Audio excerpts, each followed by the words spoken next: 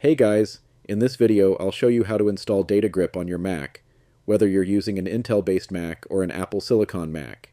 If you work with databases, DataGrip is one of the best database management tools available. Developed by JetBrains, it supports multiple database systems, including MySQL, PostgreSQL, SQLite, MongoDB, and more. It provides intelligent SQL coding assistance, powerful query execution, and seamless database management, making your workflow more efficient. Let's get started. First, open your favorite web browser. I'm using Brave, but you can also use Safari, Chrome, or Firefox. In the search bar, type Download DataGrip and hit Enter. Look for the official JetBrains website in the search results and click on it. I'll also leave the link in the video description. Once you're on the DataGrip download page, select your Mac type, either Intel or Apple Silicon, and click the download button. Save the installer file to your downloads folder. The download time will depend on your internet speed. Once the download is complete, locate the installer file in your downloads folder and double-click on it.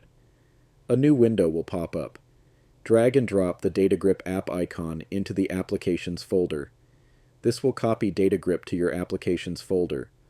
Once that's done, you can close the window and move the installer to the trash to free up space.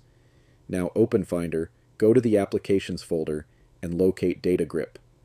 Double-click to open it.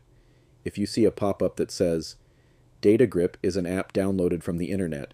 Are you sure you want to open it? Simply click Open to proceed. After launching DataGrip for the first time, you'll need to accept the user agreement. Click Continue to proceed. If you have a subscription or license key, click Activate Code and enter your details. Otherwise, select Start Free Trial to use DataGrip's free version. That's it. You've successfully installed DataGrip on your Mac. Now you're ready to start managing your databases with ease. If this video helped you, don't forget to like, subscribe, and hit the notification bell for more tech tutorials. See you in the next one.